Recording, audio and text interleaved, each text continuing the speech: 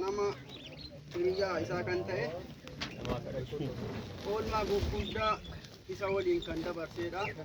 Hiriyyummaa irraa darbee gara obbolummaatti kan dhufe jechuudha. Hanga maatiitti kan ta'e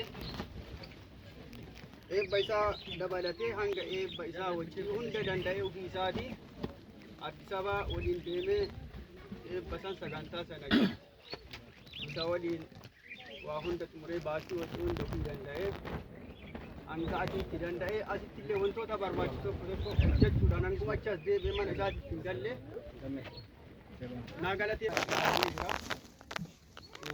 kanaaf namni kun naaf galateeffamuu qaba. Sagantaa kana keessatti malee waan ta'ee naan ga'e namni kun Gammadaa Hajjii jedhama. Qarshii 500 illee kennaa qabaa waan jedhu qarshii 500 jira kennaa ajaa'ibaati. Dadhabbii hunda baay'ee kan qabuudhaan Addis Ababaatti achi deemee isa waliin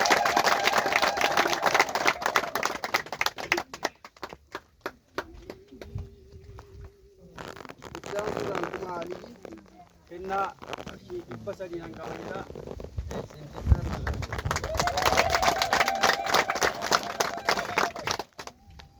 Akkasuma obboleessi isaa kennaa qarshii 600 kan jedhu Aayiraabbe itti argama kennaa 500.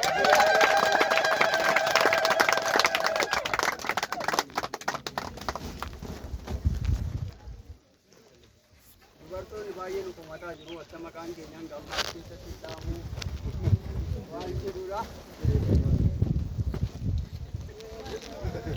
Komataa jiranii dubartoota keessaa Aashaa Huseen kennaa qabayyeetti amileedhaan ati.